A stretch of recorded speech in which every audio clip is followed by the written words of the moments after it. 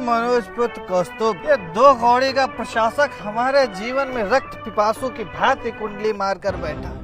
जब जब मैं अपना नियत कार्य समाप्त कर गृह की ओर प्रस्थान करने का विचार बनाता हूँ, तभी इसे कोई न कोई अविलंबी कार्य याद आ जाता है और उस कार्य को यथाशीघ्र करने का हम पे दबाव डालता है। सही कह रहे सहकर्मी विशाल, इस प्रशासक को प्रशासक नहीं प्रशोषक कहना चाहिए, क्योंकि संगठन के पालन पोषण से अधिक तो इसे कर्मचारियों का शोषण प्रिय साला भूषण शर्मा। कार्यभार से डर नहीं लगता है मित्र, बस कम वेतन में अधिक कार्य करना दुखदायी लगता है।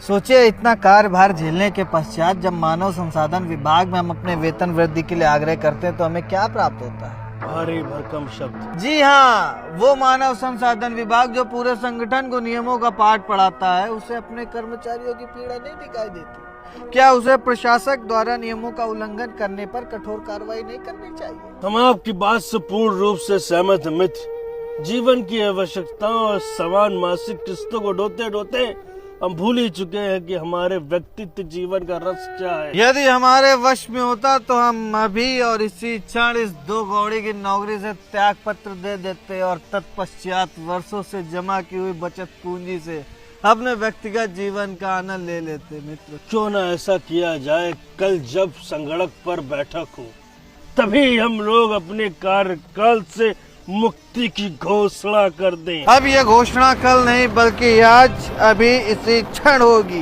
क्योंकि हमने ठान लिया है कि अब हमारा सिर किसी भी प्रशासक के आगे नतमस्तक नहीं होगा।